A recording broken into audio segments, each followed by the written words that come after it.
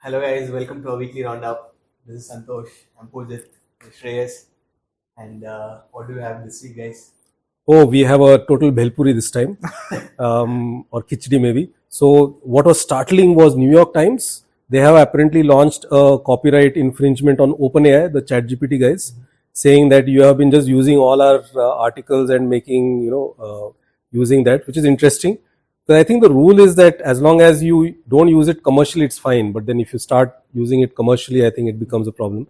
So yeah, now AI is talking about infringements and copyrights and God knows where it's going. Recently I read an article where the UK IT healthcare professionals they are saying that the AI is data breaching their organization's data into the open source. So on this case, the ChatGPT co-founder Ilya, she started a new venture called Safe Super Intelligence. It is yet to be announced on August 2024, I guess. So they are creating an venture like it should not leak the data into the open source. Nobody will be able to get it done. So what do you say about that? I believe these concerns are only going to increase because on one side there are always these doomsday guys who say, oh, AI is like Terminator, it's going to come and kill everybody. And then there are all those optimists who say that everything is going to be fine. And I was watching actually Ray Kurzweil, considered as one of the father of AIs. His TED talk came in just last night actually. Very interesting. I mean, the gentleman's seen AI's progression over 60 years. And so he made this very interesting observation. He said that it kind of comes from the Moore's law, which talks about as the processing, it doubles that Moore's law, which is there. But he was putting the computational power of chips and for AI.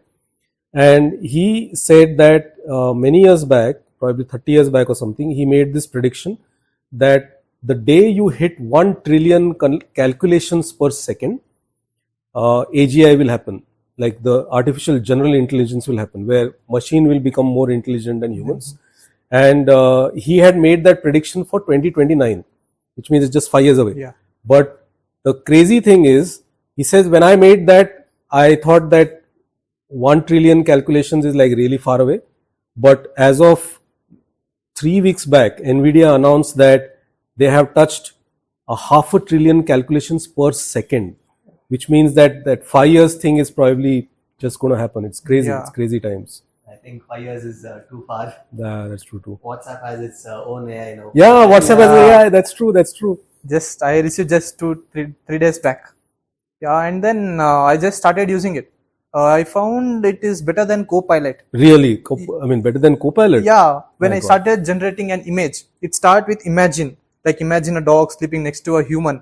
So when I compared with Copilot takes an average of around 6.7 seconds or around 7 seconds.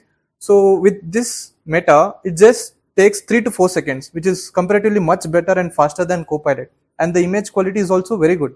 My God. I can. And for me, what is interesting is now WhatsApp, which we are so used to, you got AI sitting there itself, right? So you don't have to go out nowhere and it's like, it's getting everywhere, man. Yeah. So maybe can text Shreyas' girlfriend at night. Boy, now we are getting into dangerous territories. Yeah. They should create a AI feature like when you speak, it should go automatically to the chat. Okay. Like suppose I'm messaging to you today, good morning. Then if I say the AI message Santosh good morning, then it should go automatically. So I think it might be in Santosh's voice, so that nobody knows it's not the real Santosh. So there might be a day where this must be happening. Correct. There might be a day. But are you seeing it's happening now everywhere? Like what are the kind of industries you are seeing it's getting into? Recently the Target company, it is a retail company, it introduces own AI where the Target retail stores, it helps their professionals in identifying the customers, the data, and also they're creating the AI like they have their own products and they're like fruits, vegetables in the retail stores. It identifies on how many days it expires and the ripeness of the fruit, the ripeness of the vegetable, etc. And also they are creating the transparent sheets for the products, everything.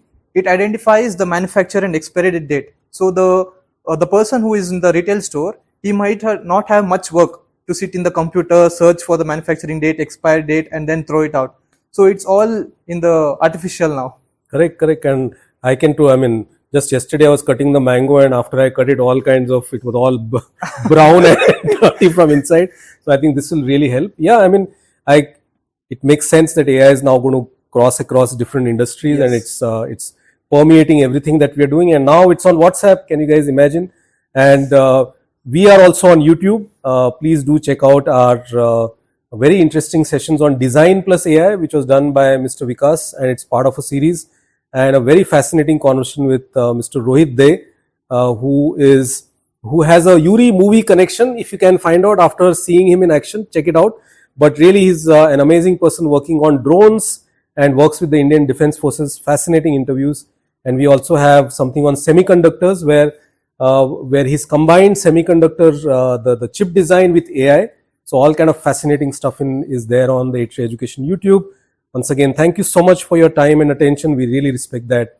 See you next week with a weekly roundup.